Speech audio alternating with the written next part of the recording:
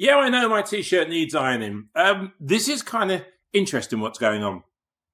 Congressional candidate means you're running for election, doesn't mean you actually have a position where you represent anything.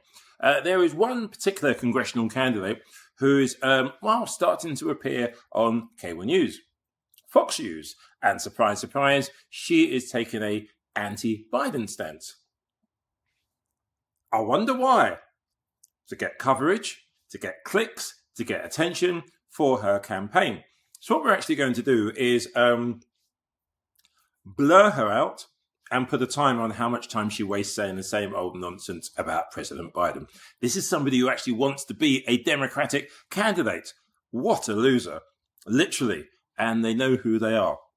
Generation leadership to step up. What's happening right now in the rocks that I believe in American politics right now is partisan politics, and the fact that we are suffocating American leadership and not allowing that next generation to rise purely because party powers are wanting to keep that power consolidate, and that is not the best thing to move forward and move our country forward, especially in these challenging times. Who do you back up? I don't think it's appropriate for me to anoint someone. The appropriate process is for us to potentially go to the convention prior to, and follow the democratic process ensures that multiple candidates, multiple individuals get the opportunity to speak their case, and then someone is nominated through that process. Now, you're doing that, sure, but look at these latest polls. It's still competitive, right? You think you're overreacting that the states are going to get it, and the party, so but he's not that. Switching of the one other thing, the bus. Can we just show this clip of the bus in Milwaukee? This is good. I think they'll be very happy as well. They got to, whoever put this poster advert up will be happy that Fox News covered it. Anyway, the main item on Fox I wanted to share with you is there's a gentleman from the Republican Party.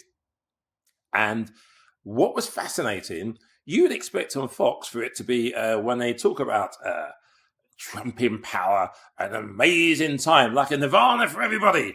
But no, Neil CAVUTO dishes the truth. It's incredible. Just occasionally on Fox, you've got a situation, by the way, now, the way I see it, individuals on Fox are trying to stick with the truth, whereas clowns on the conservative news network, which is known as Fox Light, Fox Shite, or whatever you want it to call, can you believe it? They are still trying to find something about Biden. Not reporting one story anywhere of anybody, any union, any organization, Jay's Clyburn, anybody who actually would like President Biden to stay. CNN for you.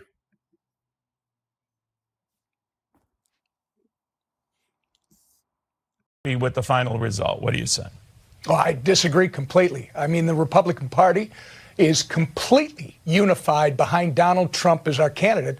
And obviously, while Democrats eat their own, we're going into a convention with a lot of momentum, and we're going to come out of it on a very high note going into the November 5th election. So why isn't Nikki Haley invited to be part of it? I mean, she did get the second most votes, albeit miles behind the president. It just seems petty, right?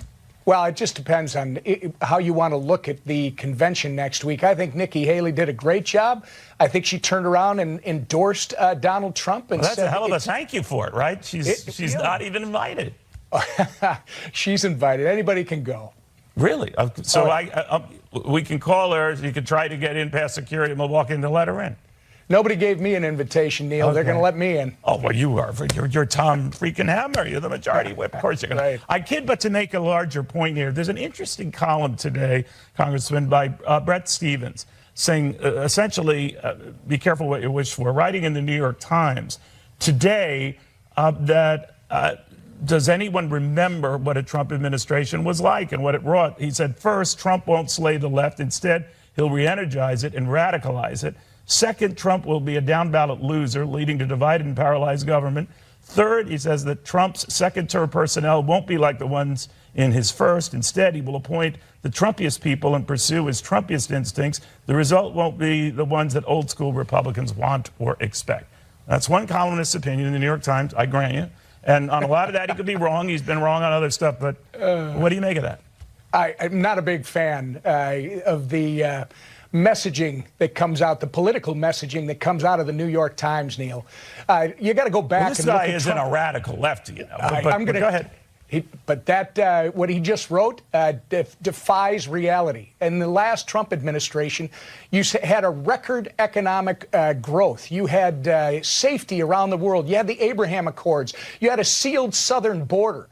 And you had a botched reaction to COVID, right? And that final year obviously was very different. It was a worldwide fight, I grant you. But that's what cost him re-election. And I guess why I'm mentioning these things is there are a lot of people who seem to have amnesia about January 6th and before. I'm not saying whether it's legit or right, it should be a voting issue or not.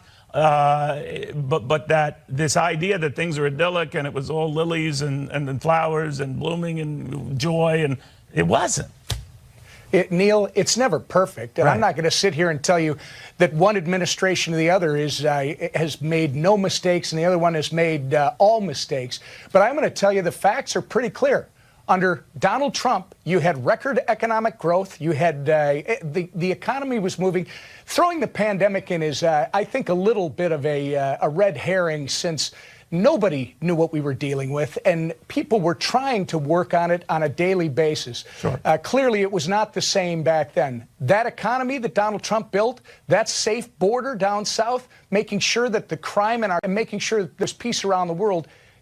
President Biden has done just the opposite. No, I hear exactly where you're coming from, Tom, and I appreciate that. But I do think that part of what I've heard from the former president is, remember my first 3 years, try to forget my last year, right?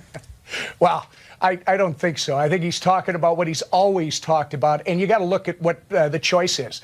20% inflation in the last 3 years under Joe Biden's failed economic policies. Americans are spending $1,000 more a month, $12,000 more a year because of his failed economic policies. Housing affordability is an all-time low. Credit card debt is at an all-time high. And what's his solution, Neil? In 2025, he wants to double down. He wants to add another almost $5 trillion in taxes. He wants the highest corporate rate, higher than communist China. I mean, this is not going to be acceptable to the American people. That's why Donald Trump and Republicans are going to win in November. All right, we'll watch it closely. In the meantime, Don. What? What happened? What?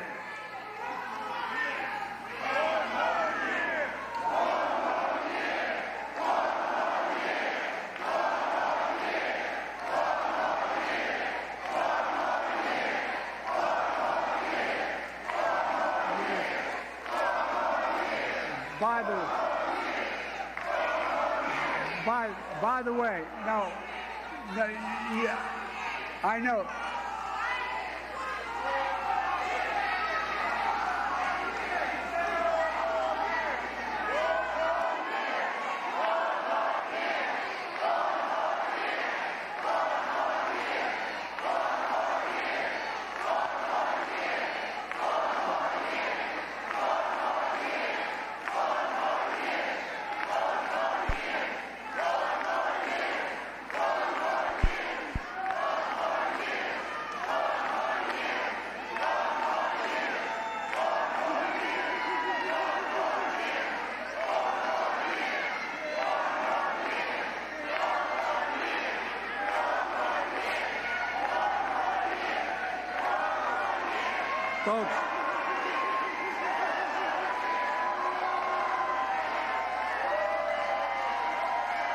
Folks,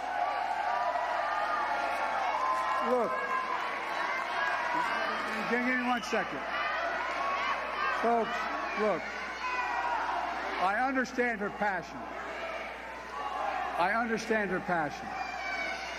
That's why I put together a detailed plan that the United Nations accepted, that the Israelis accepted, that the Palestinians have accepted, to end this war. This war must end. It must end.